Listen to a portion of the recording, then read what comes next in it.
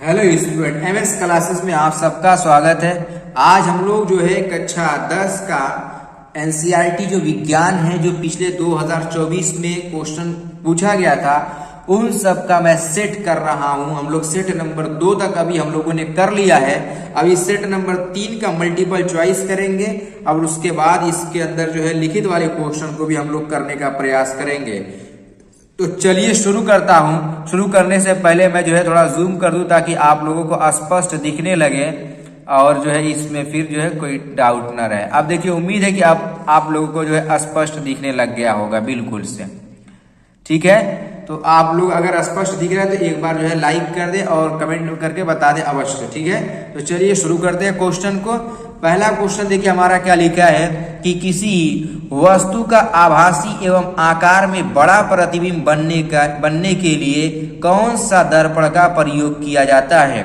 वस्तु का आभासी और आकार में बड़ा, तो आभासी और आकार में केवल अवतल दर्पण ही बना सकता है, क्योंकि जो वस्तु को फोकस और वक्रता केंद्र के फोकस और जो है ध्रुव के बीच में रखते हैं तभी ऐसी कंडीशन बनती है कि आभासी भी हो जाए और वस्तु से बड़ा भी हो जाता है।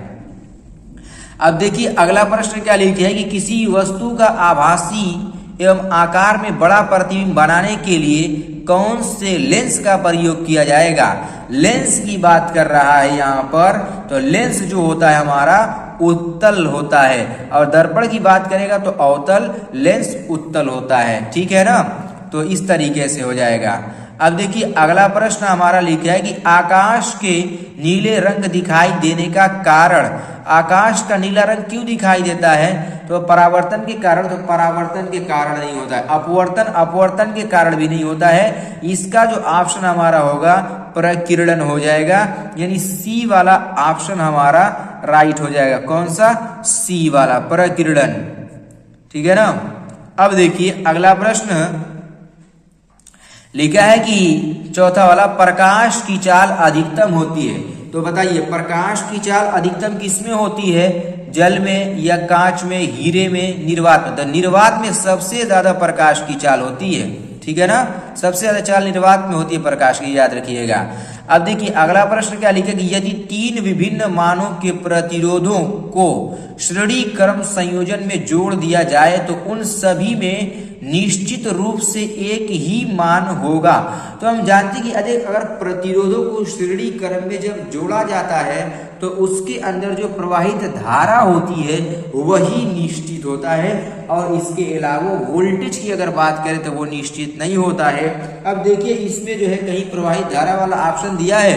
पहला ऑप्शन है कि प्रत्येक प्रतिरोध के सिरों के बीच विभवांतर का, नहीं, ये नहीं होगा। प्रतिरोध में उत्पन्न होने वाली ऊष्मा का, ये भी नहीं। तीसरा वाला देखिए कि प्रत्येक प्रतिरोध में प्रवाहित होने वाली विद्युत धारा का, यानी सी वाला ही ऑप्शन हमारा राइट होगा।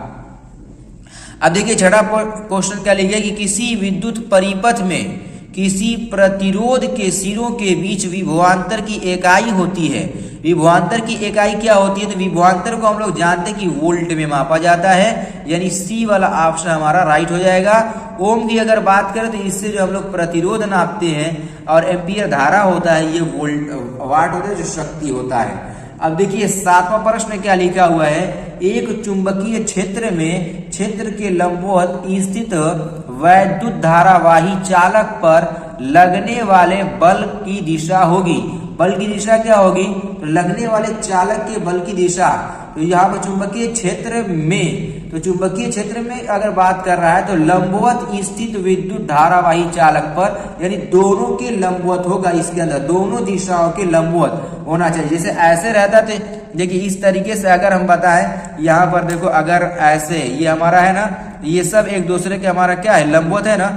इस तरीके से इस कंडीशन में जो हमारा बनेगा वो हो जाएगा हमारा इस तरीके से। देखिए सब लंबवत है ना, तो ऐसे हमारा कंडीशन में बनाएगा, यानी इसका कौन सा ऑप्शन हमारा राइट हो जाएगा, ये सी वाला जो ऑप्शन है ये वाला राइट हो जाएगा। ठीक है ना, सी वाला ऑप्शन हमारा राइट होगा। अब देखिए अब हमारा उपभाग 2 शुरू हो रहा है। उपभाग 2 का मतलब हमारा ये है कि अब केमिस्ट्री का पोर्शन शुरू हो जाएगा।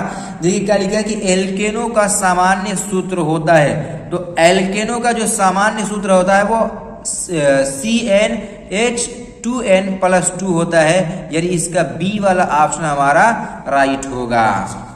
अब देखिए अगला प्रश्न लिखा है कि निम्नलिखित में समजातीय श्रेणी, यहाँ पर देखो C2H4 रहेगा, यानी ये वाला हमारा क्वेश्चन दिया है। फिर लिखा है कि उपरोक्त संदर्भ में सही विकल्प है।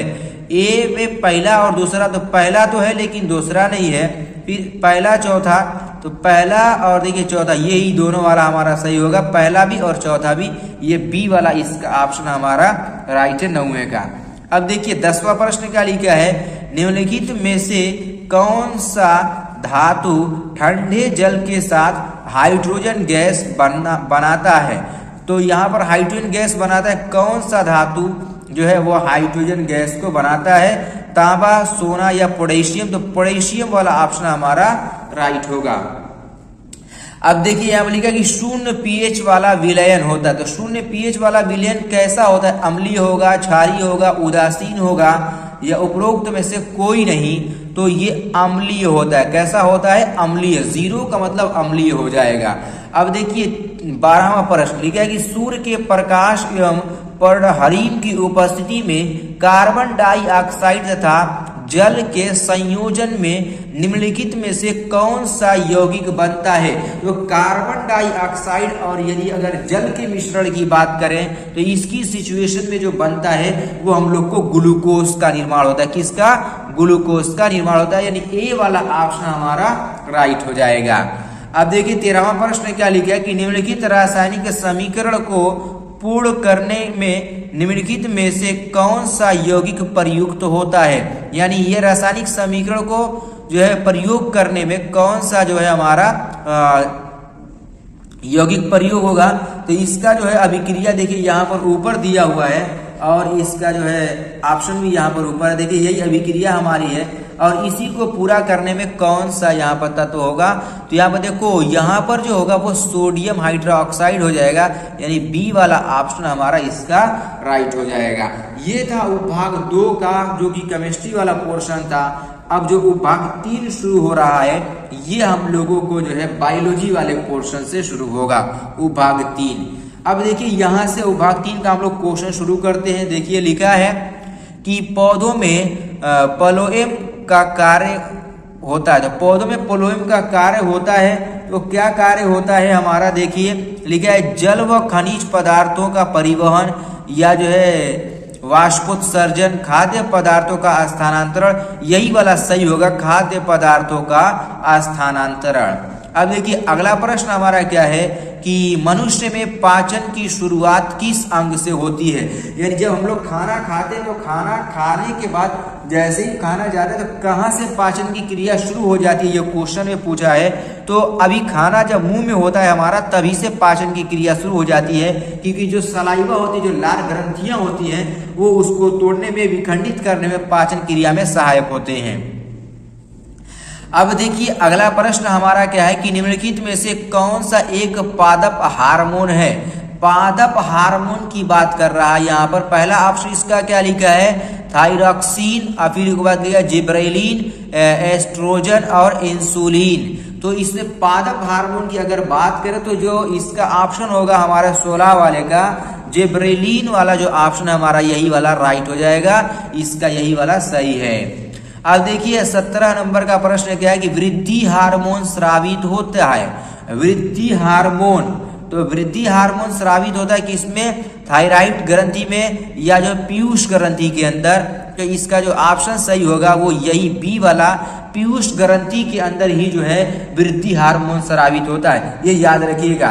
देखिए इसका एक और नाम लिखा है पिट्यूटरी ग्रंथि, ठीक है ना, तो या पीयूष ग्रंथि कहते हैं, ये भी इसका नाम सही है। अब देखिए अगला प्रश्न संख्या जो 18 वाला क्या लिखा है कि निम्नलिखित में से कौन सा पराग कोश के अंदर बनता है। बाह्य दल पुष्प तो बाहर रहता है, इसलिए तो होगा नहीं। पराग कण या अंडाशय या भ्रूणकोश, तो अंडाशय और भ्रूणकोश तो ये तो बिल्कुल अंदर वाले भाग में होता है। पराग कोश के अंदर अगर बात करें तो पराग कोश के अंदर पराग कण उपस्थित होता है। कौन होता है, पराग कण। पराग कोश में क्या होगा हमारा, पराग कण, यानी बी वाला ऑप्शन हमारा इसका राइट होगा। अब देखिए 19वां प्रश्न क्या लिखा है कि पुष्प का जनन अंग है। पुष्प जो पौधा होता है इसका जनन अंग क्या है? बाह्य दल पुंज होगा, दल पुंज होगा, जायांक। तो जो जायांक होता है यही इसका जनन अंग होता है पुष्प का, यानी 19 वाला जो ऑप्शन हमारा है 19 का सी वाला ऑप्शन हमारा राइट हो जाएगा। अब देखिए जो 20वां वाला प्रश्न क्या लिखा है कि वायुमंडल की ओजोन परत पृथ्वी को बचाती है। पृथ्वी को कैसे किससे बचाती है? तो पराबैंगनी किरणों से बचाने का काम करती है। वायुमंडल जो हमारी है ये पराबैंगनी किरणों से, वायुमंडल के अंदर जो ओजोन है ये पराबैंगनी किरणों से बचाने का काम करती है, क्योंकि जब सूर्य से अल्ट्रा वायलेट रेज और पराबैंगनी किरणें आती है पृथ्वी पर जो कि बहुत ही हानिकारक होती है, इससे बचाने का काम करता है हमारा कौन? ओजोन।